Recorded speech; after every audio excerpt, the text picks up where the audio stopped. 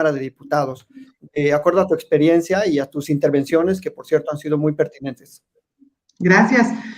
En primer lugar, destacar que somos todavía la legislatura de la Cuarta Transformación de México, es decir, seguimos dentro del marco de la presidencia de la República, una presidencia que encabeza el licenciado Andrés Manuel López Obrador y que llega en el 2018 con una promesa de cambio verdadero a nivel nacional, donde se han fijado el proyecto político del partido al cual pertenecemos como un proyecto que busca acabar con la corrupción y generar las condiciones, en este caso legislativas, para que tengamos bienestar social y más igualdad. Y en ese sentido, bueno, la legislatura pasada ha hecho un enorme esfuerzo en materia, por ejemplo, de salud pública, en materia laboral, enormemente, el outsourcing, nosotros que nos corresponde la frontera, por ejemplo, la disminución del 8% del IVA, la disminución del ISR, el IVA en este caso que los partidos del PAN, PRI, PRD aumentaron hace algunos años y eso lastimó bastante la zona fronteriza. En fin, han sido también reformas legislativas de carácter constitucional que están buscando un nuevo régimen y que además la transformación se pueda cimentar lo suficientemente posible en nuestro orden jurídico, en específico el constitucional, para que sea imposible revertirlo en un futuro. Esto por una parte. Y por la otra parte, bueno, iniciamos esta legislatura, ya siendo, digamos, la segunda legislatura dentro de la Cuarta Transformación, y ahora hay otra lógica, es decir, en el 2018 las y los diputados federales apenas iban a ingresar y el gobierno federal todavía no había tomado protesta. Es decir, el Congreso de la Unión toma protesta el 1 de septiembre, pero el Ejecutivo Federal lo hace el 1 de diciembre. Entonces, cuando inicia la legislatura pasada, Enrique Peña Nieto era todavía el presidente.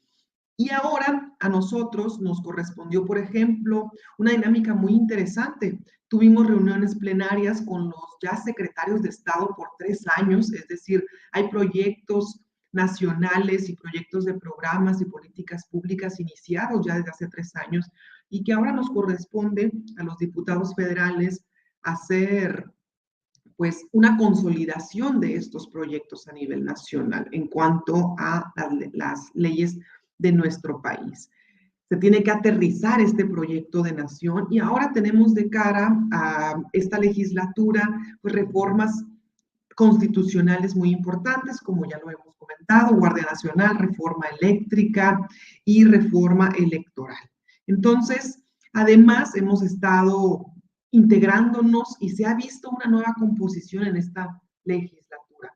Es decir, ya vemos participando gracias a las acciones afirmativas de nuestro país, a caras totalmente nuevas, a gente joven, a personas de la diversidad sexual, a más personas de las comunidades indígenas, a personas migrantes, es decir, mexicanos que vivían en el exterior y que ahora son diputados federales, es decir, ahora se está alcanzando una pluralidad muy interesante y además se tiene que trabajar mucho más en los consensos con otros partidos políticos. Entonces, esto ha sido una dinámica al interior de la Cámara de Diputados y recordarles que se tomó protesta el 1 de septiembre, entonces al día de hoy llevamos 26 días de gestión.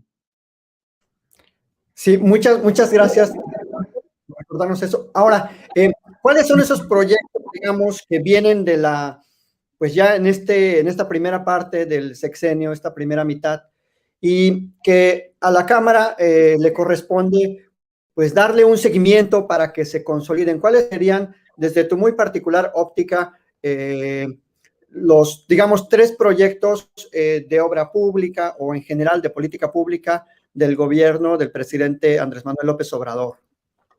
Pues mira, muy interesante es el proyecto también de lo que ahora es la Secretaría de Desarrollo Urbano y Territorial, por ejemplo, que una secretaría que había sido utilizada enormemente para crear una estafa maestra en nuestro país, ahora es una secretaría que está haciendo obra pública en las comunidades populares, en los lugares más alejados de toda la nación, está llegando la secretaría construyendo obra e infraestructura deportiva para las nuevas generaciones.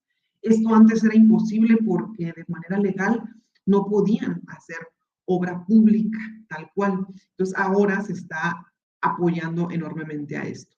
¿Qué otro cambio importantísimo de paradigma? El papel que están tomando las Fuerzas Armadas dentro, por ejemplo, de nuestra emergencia sanitaria y dentro también de la construcción de obras públicas nacionales importantes.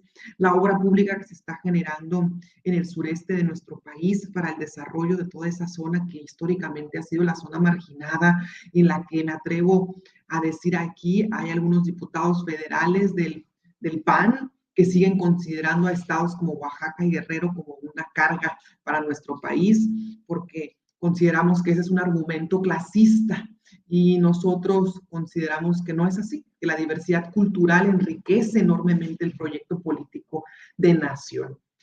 Además, la franja fronteriza, la zona de la frontera, la zona libre de la frontera norte es muy importante para los estados fronterizos que ya lo comenté hace unos momentos, se logró disminuir el IVA, se logró disminuir el ISR, se logró aumentar el salario mínimo y por supuesto una gran promesa de este proyecto de transformación, los programas sociales, que es para los jóvenes. Una servidora que es joven, pues aplaude enormemente el programa de jóvenes construyendo el futuro, el programa de jóvenes escribiendo el futuro, las becas Benito Juárez, las universidades Benito Juárez. Es un esfuerzo histórico que se está haciendo en este país. Por ejemplo, en Baja California solo tenemos una universidad pública y las demás universidades ya son privadas. ¿Qué alternativa le estábamos dejando a nuestras juventudes? Es necesario un programa para impulsar universidades públicas. Y además, bueno, ahora en la Cámara de Diputados se estarán buscando nuevas reformas, por ejemplo, ya las comentaba, Guardia Nacional, reforma eléctrica, reforma electoral, pero además hay algunos temas pendientes, como lo son ahora el aborto, con las recientes declaraciones y actos que ha hecho la Suprema Corte de Justicia, la ley de consulta, por ejemplo, otro gran tema, la revocación de mandato, que estamos ya unos días de que esto pueda ser posible, y uno de los grandes retos de este nuevo gobierno, por supuesto, el sistema de salud.